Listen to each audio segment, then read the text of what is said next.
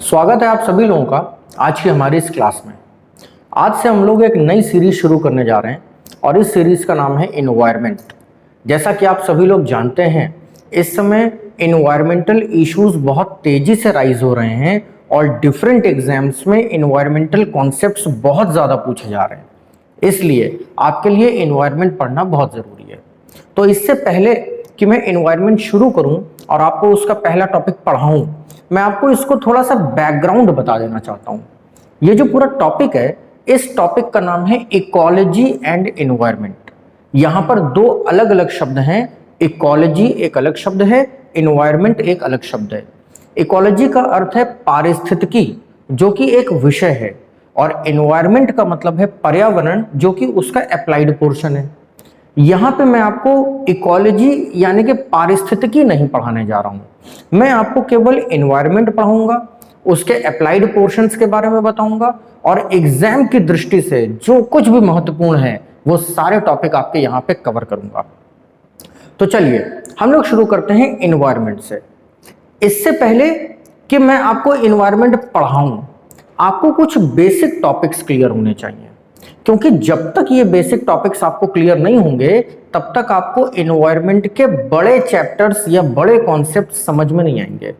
और इन basic concepts में हम तीन कॉन्सेप्ट्स को मुख्य तौर पर गिनते हैं। पहला कॉन्सेप्ट होता है ग्लोबल वार्मिंग, दूसरा कॉन्सेप्ट होता है ग्रीन हाउस इफेक्ट और तीसरा कॉन्सेप्ट होता है एयर पॉल्यूशन।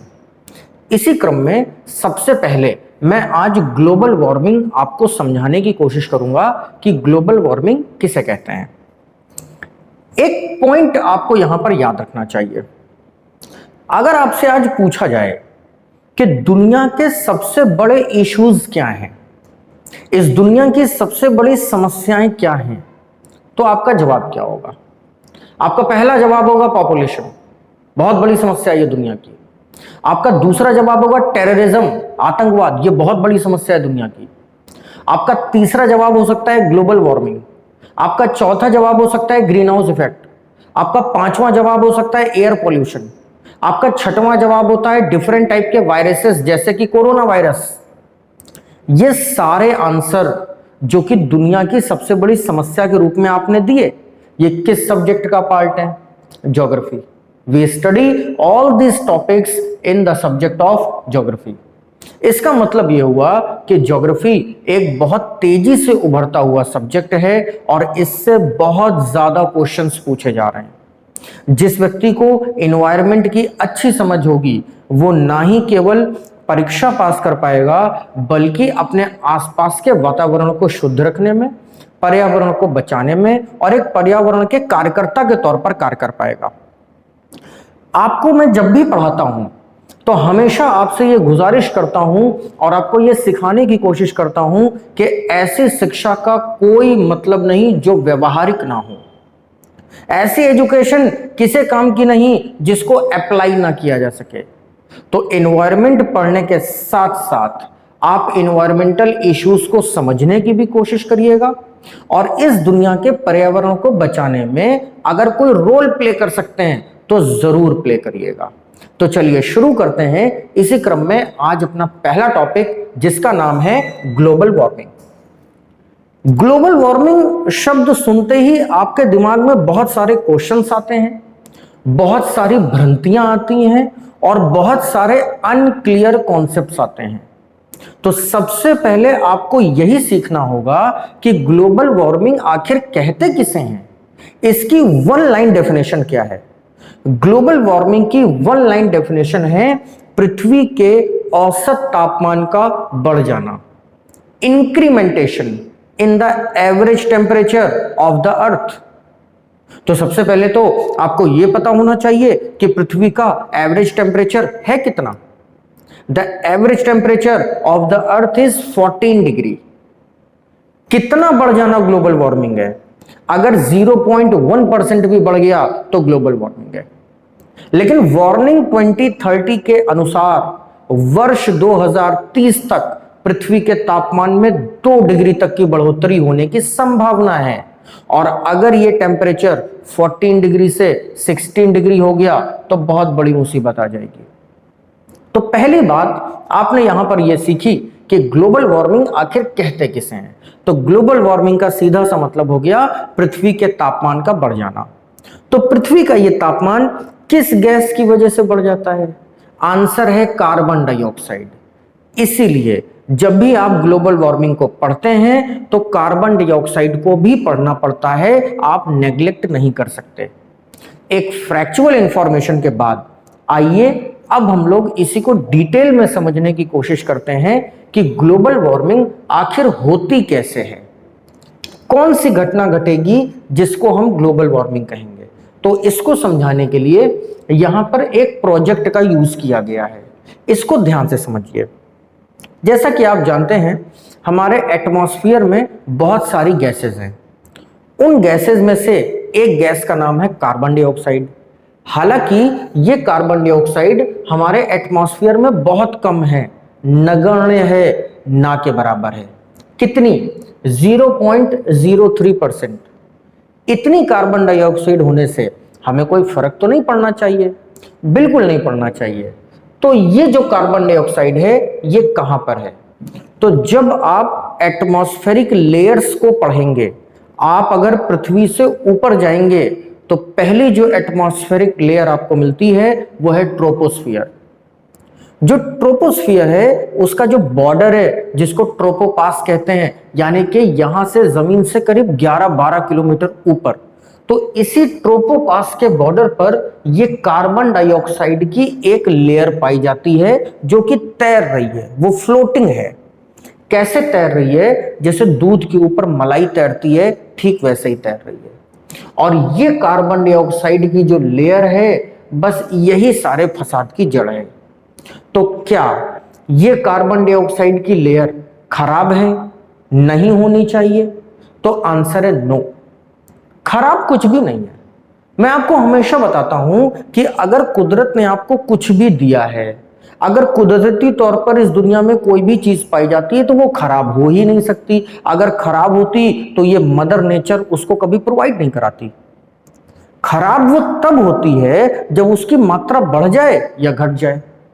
तो ये जो कार्बन डाइऑक्साइड लेयर की पतली सी परत आप यहां पर देख रहे हैं, इस परत का यूज ये होता है कि जब सूर्य से आने वाली किरणें पृथ्वी पर प्रवेश करती हैं तो ये जो तरंगे हैं ये लो वेवलेंथ की होती हैं। सन से आने वाली जो रेज हैं, सन से आने वाला जो रेडिएशन है वो रेडिएशन कई तरीकों का है, लेकिन मुख्य तौर पर जो दो रेडिएशन है उसमें एक तो लो वेवलेंथ टर्शियल रेडिएशन है और दूसरा है हाई वेवलेंथ टर्शियल रेडिएशन। इसको हम लोग निम्न तरंग दैर्ध्य का कहेंगे और इसको हम लोग उच्च तरंग दैर्ध्य का कहेंगे।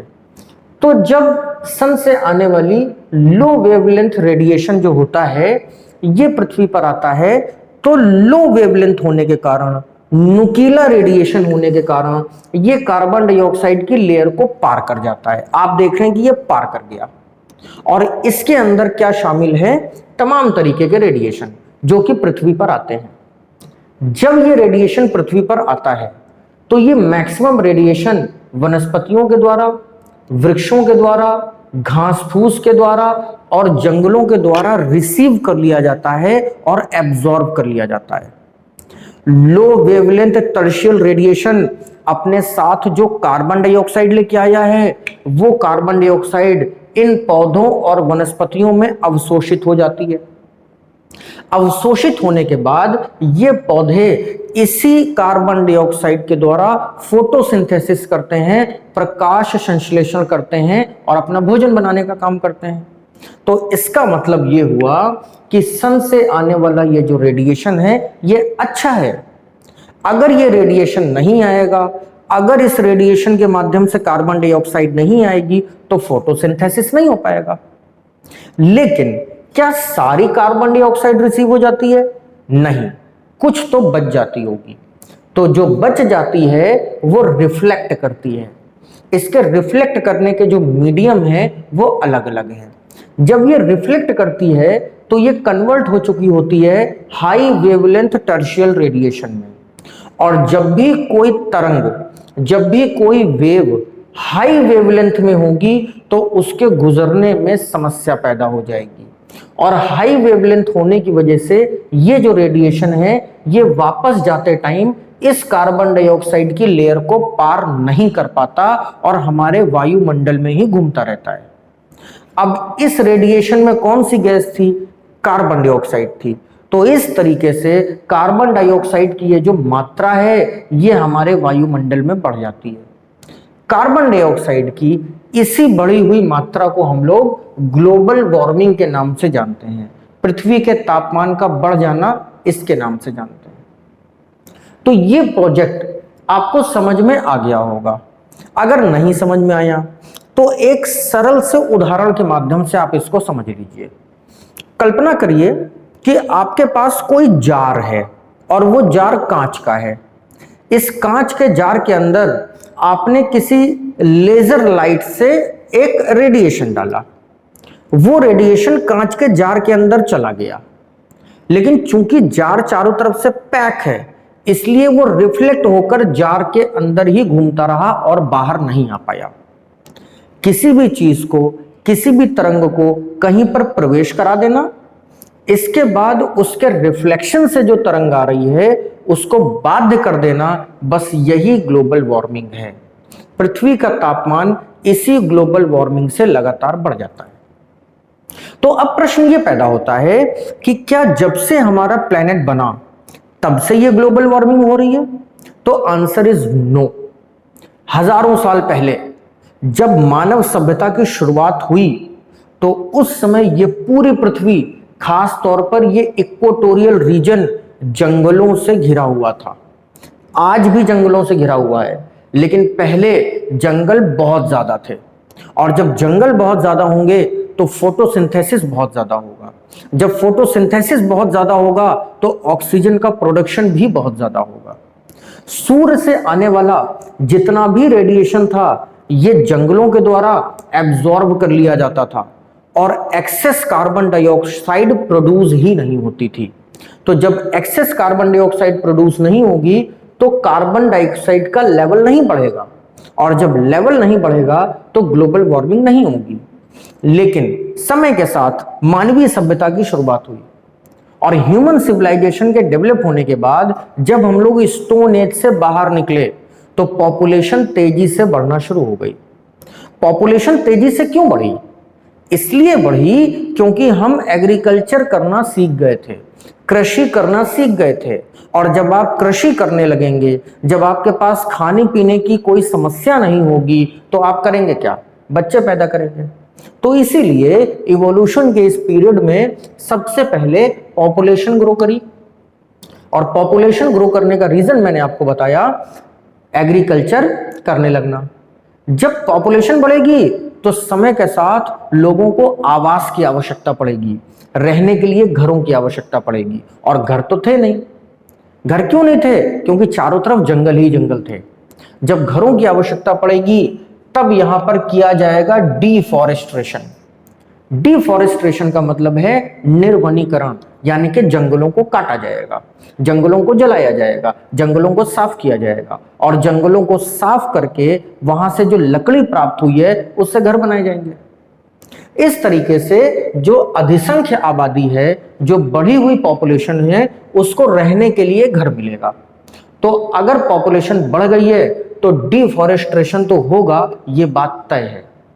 और जब डिफॉरेस्ट्रेशन होगा, लोगों को रहने के लिए घर मिल जाएंगे तो उन्हें काम भी तो चाहिए, और जब वो काम करने लगेंगे तो होगा अर्बनाइजेशन, यानी कि नगरों का विकास। जंगल कटेंगे, घर बनेंगे, नगरों को बसाया जाएगा, और जब नगर बसने लगेंगे, लोगों के पास घर आ जाएगा तो और भी ज्यादा पॉपुलेशन बढ़ेगी।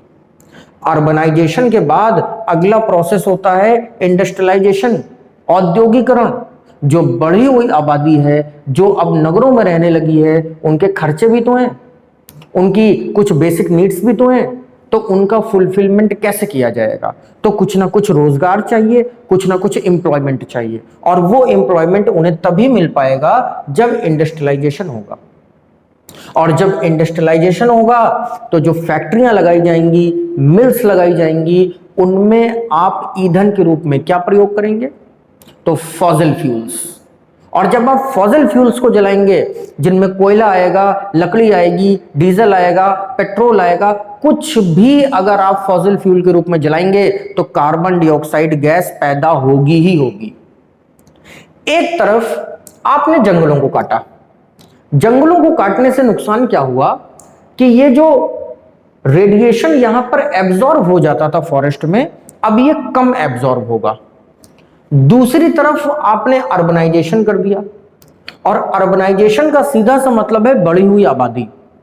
जब आबादी बढ़ जाएगी तो हम लोग सांस लेते हैं, और सांस छोड़ने के दौरान हम लोग कौन सी गैस छोड़ते हैं? Carbon dioxide. तो भी कार्बन डाइऑक्साइड का लेवल बढ़ेगा। तीसरी तरफ आपने इंडस्ट्रियलाइजेशन किया, और जब इंडस्ट्रियलाइजेशन हुआ इस दुनिया में, फॉसिल फ्यूल्स को यूज करना शुरू किया गया, तो जिस पहले फॉसिल फ्यूल को यूज किया गया वो था कोयला। आप कोल जलाएंगे, कोल बर्न करेंगे, और कोयले को जलाने से भी कार्बन डाइऑक्साइड का उत्सर्जन होगा, ये गैस निकलेगी। ग्लोबल वार्मिंग के जो नेचुरल कॉन्सेप्ट्स आपने सीखे कि लो वेवलेंथ का अंदर आ जाना लेकिन हाई वेवलेंथ का बाहर ना निकल पाना, ये सारे कॉन्सेप्ट्स तब फेल हो जाते हैं जब आप आर्टिफिशियल तरीके से कार्बन डाइऑक्साइड का प्रोडक्शन करने लगते हैं। और कार्बन डाइऑक्साइड के आर्टिफिशियल प्रोडक्शन का मतलब है फॉसिल फ्यूल्स को जलाना। आज हर घर में गाड़ी है, हर घर में मोटरसाइकिल है, कार है, आप उसमें डीजल, पेट्रोल, ये सारी चीजें खर्च करते हैं। इससे कौन सी गैस प्रोड्यूस होती है? Carbon dioxide. इसी तरीके से फैक्ट्रियों से निकलने वाला धुआं हो, या हमारे आपके बोलने से या सांस लेने से पैदा होने वाली कार्बन हो, ये सारी की सारी कार्बन डाइऑक्साइड ग्लोबल वार्मिंग का कारण बन रही है। तो फाइनली जब पॉपुलेशन बढ़ती है तो डिफॉरेस्टेशन किया जाता है, डिफॉरेस्टेशन के बाद अर्बनाइजेशन किया जाता है, अर्बनाइजेशन के बाद इंडस्ट्रियलाइजेशन किया जाता है, और इंडस्ट्रियलाइजेशन के बाद ग्लोबल वार्मिंग तेजी से होने लगती है, पृथ्वी का तापमान तेजी से बढ़ने लगता है। अब प्रश्न ये उठता है कि क्या ग्लोबल वार्मिंग खतरनाक है, खराब है? तो इसका आंसर है कि ग्लोबल वार्मिंग खतरनाक भी है, खराब भी है, क्योंकि इसके कुछ नेगेटिव इंपैक्ट्स होते हैं। लेकिन ग्लोबल वार्मिंग अच्छी भी है क्योंकि इसके कुछ पॉजिटिव इंपैक्ट्स होते हैं। तो आइए सबसे पहले हम लोग ग्लोबल वार्मिंग के पॉजिटिव इंपैक्ट्स की बात करें। जैसा कि अभी आप लोगों ने सीखा कि पौधे अपना भोजन कौन सी गैस की मदद से बनाते हैं? Carbon dioxide. फोटोसिंथेसिस के लिए कौन सी गैस यूज करी जाती है? Carbon dioxide. तो अगर कार्बन डाइऑक्साइड एटमॉस्फेयर में बढ़ी तो जो फोटोसिंथेटिक प्रोसेस है वो तेज हो जाएगा। पहले जो फल छोटे होते थे वो फल अब बड़े होते हैं। आपने नोटिस किया होगा कि पहले जो फल सिर्फ एक मौसम में मिलते थे अब वो हर मौसम में मिलते हैं। क्यों? क्योंकि कार्बन डाइऑक्साइड की मात्रा लगातार बढ़ती जा रही है, और जब कार्बन डाइऑक्साइड की मात्रा बढ़ेगी तो ये जो वेजिटेशन है, फॉरेस्ट हैं, प्लांट्स हैं, इनका बायोमास बढ़ेगा, और इनके बायोमास के बढ़ने से कुछ पॉजिटिव इंपैक्ट्स आएंगे, और ये पॉजिटिव इंपैक्ट्स होंगे फ्रूट्स के रूप में, वेजिटेबल्स के रूप में, फॉरेस्ट के रूप में। लेकिन प्रश्न ये उठता है कि पॉजिटिव इंपैक्ट्स तो तब आएंगे जब ये जंगल होंगे। जंगल तो आपने पहले ही काट रखे हैं। अगर जंगल तेजी से खत्म होने लगे और कार्बन डाइऑक्साइड तेजी से बढ़ने लगी तो वो ऑब्जर्व कहां होगी? कौन उससे खाना बनाएगा? इसलिए अगर ग्लोबल वार्मिंग को अच्छा मान भी लिया जाए तो वो अच्छी केवल उस कंडीशन में है जिस कंडीशन में पूरी दुनिया में हरियाली हो, अदरवाइज वो अच्छी नहीं है। अब बारी आती है इसके नेगेटिव इंपैक्ट्स की। तो इसके नेगेटिव इंपैक्ट में जो सबसे बड़ा इंपैक्ट है वो ये है कि आप कल्पना करिए कि जब किसी चीज का तापमान बढ़ेगा तो सबसे पहले क्या होगा? अगर पृथ्वी का तापमान बढ़ेगा, अर्थ का एवरेज टेम्परेचर बढ़ेगा, तो सबसे पहले क्या होगा? सबसे पहले बर्फ पिघलेगी, आइस जो है ये मेल्ट होगी। कहां की मेल्ट होगी? तो दुनिया में केवल दो जगहों पर आइस है, या तो पोल्स पर, नॉर्थ पोल और साउथ पोल पर आइस है, ध्रुवों की बर्फ पिघलेगी, और या हाई ऑल्टीट्यूड्स पर जो आइस है ऊंचे पर्वतों पर जो ग्लेशियर्स हैं वो पिघलेंगे। कल्पना कीजिए कि ये गैस इवेपोरेट हुई और नॉर्थ पोल और साउथ पोल पर जाके जम गई, तो वहां पर जो बड़े बड़े ग्लेशियर्स हैं उन ग्लेशियर्स में ये कार्बन डाइऑक्साइड जाकर के ऑब्जर्व हो जाती है और फिर ग्लेशियर्स में क्रैक डाल देती है। ये बड़े बड़े ग्लेशियर्स बड़े बड़े बर्फ के पहाड़ों के रूप में समय के साथ टूट जाते हैं, इनके क्रैक्स गहरे हो जाते हैं और ये ग्लेशियर्स टूटने के बाद पानी में गिर जाते हैं। जैसे ही ग्लेशियर पानी में टूट करके गिरेगा तो सी लेवल राइज हो जाएगा, समुद्र का जल स्तर बढ़ जाएगा। क्यों बढ़ जाएगा? क्योंकि पानी में बर्फ गिरी तो पानी का स्तर तो बढ़ेगा। अब समंदर का पानी है खारा और खारे पानी में बर्फ देर में पिघलेगी, इसलिए ये बर्फ के जो बड़े बड़े पहाड़ हैं ये पानी में कभी कभी 10 साल कभी कभी 20-20 साल तक तैरते रहते हैं। और जब तक ये तैर रहे हैं तब तक तो ठीक है, लेकिन जैसे ही ये पूरी तरीके से मेल्ट हो जाएंगे और पानी में मिल जाएंगे, समुद्र का जल स्तर तो बढ़ेगा ही, साथ ही साथ पीने के पानी के जो सोर्सेस थे वो भी नष्ट हो जाएंगे। अब कल्पना करिए कि सी लेवल राइज हो गया, तो जब सी लेवल राइज होगा तो इसका सबसे पहला इंपैक्ट क्या पड़ेगा? सबसे पहला इंपैक्ट पड़ेगा उन देशों के ऊपर जो समुद्र के किनारे पर बसे हुए हैं, उन शहरों के ऊपर जो समुद्र के किनारे पर बसे हुए हैं। आज अगर आप वॉशिंगटन से लेकर के लंदन, टोक्यो से लेकर के मनीला, जकार्ता से लेकर के मुंबई कहीं भी चले जाएं तो दुनिया के ये सारे बड़े शहर समुद्र के किनारों पर है, कोस्टल बॉर्डर पर है। क्यों? रीजन क्या है? रीजन है जब भी आपके पास कोई कोस्टल बॉर्डर होता है तो आप उसका यूज करके इंपोर्ट एक्सपोर्ट कर सकते हैं, अपनी इकोनॉमी को ग्रो कर सकते हैं। इसलिए दुनिया की ज्यादातर राजधानियां समंदर के ही किनारे हैं। लेकिन क्या होगा जब सी लेवल राइज हो जाएगा और ये राजधानियां डूबने लगेंगी? तो सबसे पहले जो कोस्टल एग्रीकल्चर है वो नष्ट हो जाएगी। समुद्र के किनारे जो भी खेती होती है, खास तौर पे धान की खेती होती है, मछलियों को पाला जाता है, ये सब कुछ नष्ट हो जाएगा और दुनिया की एक बड़ी आबादी भूखमरी के शिकार पर पहुंच जाएगी। ये लोग माइग्रेट करेंगे, इधर उधर भागेंगे और ऊंचे स्थलों की तरफ जाएंगे, तो जो ऊंचे स्थल हैं, जो पर्वत हैं, वहां पर आबादी बढ़ने लगेगी। और चूंकि पर्वतों के भी ग्लेशियर्स पिघल चुके हैं और वो पानी नदियों में मिल चुका है और नदियों में भी बाढ़ की कंडीशन है, फ्लड की कंडीशन है, इसलिए ये बड़े और ऊंचे शहर भी रहने लायक नहीं रह जाएंगे। और एक दिन ऐसा आएगा जब ये पूरी दुनिया पानी में डूब जाएगी, जिसकी शुरुआत इक्वेटोरियल रीजन से होगी। आज आप पूरी दुनिया घूम लीजिए, चाहे वो इंडोनेशिया हो, चाहे वो मलेशिया हो, सिंगापुर हो, अफ्रीका हो, ब्राजील हो या भारत के कुछ शहर जैसे कि चेन्नई हो या पोर्ट ब्लेयर हो, पानी में डूब रहे हैं। क्यों डूब रहे हैं? क्योंकि सी लेवल लगातार राइज हो रहा है, जिसका रीजन क्या है? Global warming. आप कोई पुराण उठा के पढ़िए, मत्स्य पुराण, आप कुरान उठा के पढ़िए, आप बाइबल उठा के पढ़िए या दुनिया का और कोई धर्म ग्रंथ पढ़िए, सारे धर्म ग्रंथों में दुनिया के खत्म होने की जो कहानी है, चाहे वो द डे ऑफ जजमेंट हो, चाहे वो कयामत का दिन हो, चाहे वो प्रलय का दिन हो, अलग अलग धर्मों में अलग अलग नाम हैं, लेकिन सारे कॉन्सेप्ट्स आपको क्या बताते हैं आखिरी में? कि ये दुनिया पानी से खत्म होगी, ये दुनिया डूब कर मरेगी। कैसे डूबकर मरेगी? आप बात समझ गए होंगे कि 71% जो वाटर है ये 29% लैंड को डुबो देगा और इस तरीके से इस धरती का विनाश होगा। मुझे और आपको कोई फर्क नहीं पड़ता अगर धरती का विनाश हो जाए तो। क्यों? क्योंकि वो दिन देखने के लिए शायद हम लोग जीवित नहीं रहेंगे। लेकिन क्या हम लोगों की ये जिम्मेदारी नहीं होनी चाहिए कि हम अपनी आने वाली पीढ़ियों के लिए एक अच्छा भविष्य छोड़ करके जाएं? और अगर आप अपनी पीढ़ी के लिए अच्छा भविष्य छोड़कर जाना चाहते हैं तो आपको सस्टेनेबल डेवलपमेंट पर ध्यान देना पड़ेगा, धारणीय विकास पर ध्यान देना पड़ेगा। क्यों देना पड़ेगा?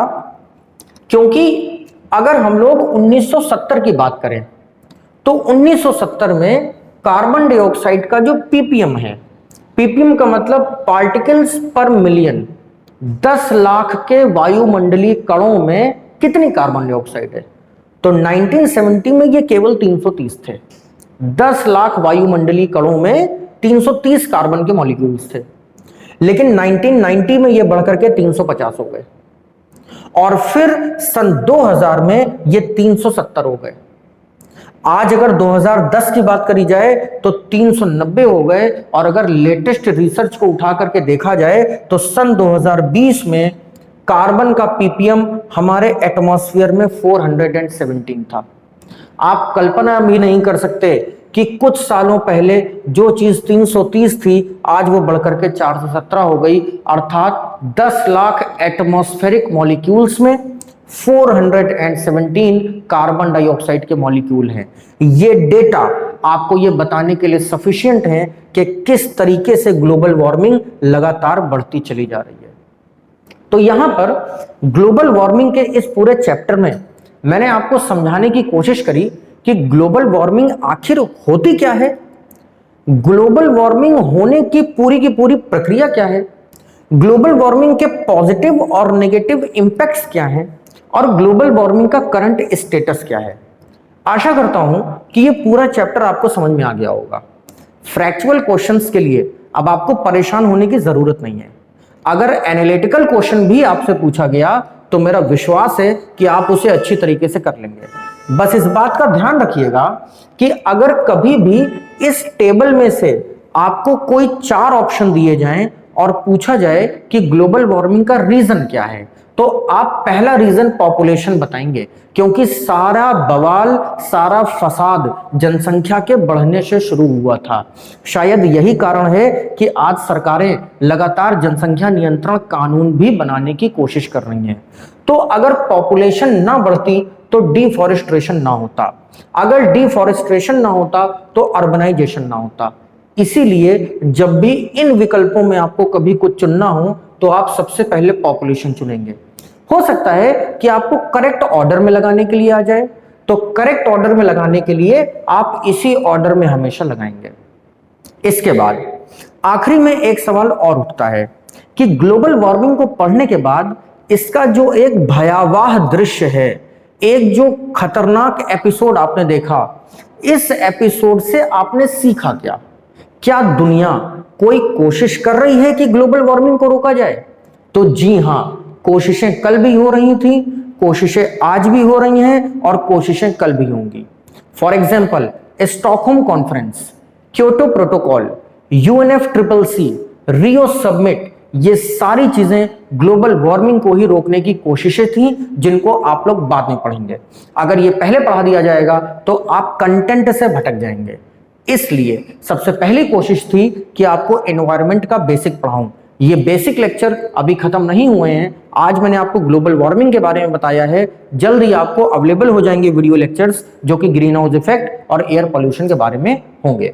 तो आशा करता हूं कि आप सभी लोगों को ये टॉपिक आज का समझ में आ गया होगा। अगर आपको किसी भी तरीके का कोई डाउट है, कोई समस्या है, तो आप उसे कमेंट बॉक्स में कमेंट करके बता सकते हैं। साथ ही साथ इन वीडियो लेक्चर्स को और बेहतर कैसे बनाया जाए, इसके लिए आप मुझे सुझाव दे सकते हैं। आपके सुझावों का हमेशा स्वागत रहेगा। टिल देन, पढ़ते रहिए, सीखते रहिए। Thank you.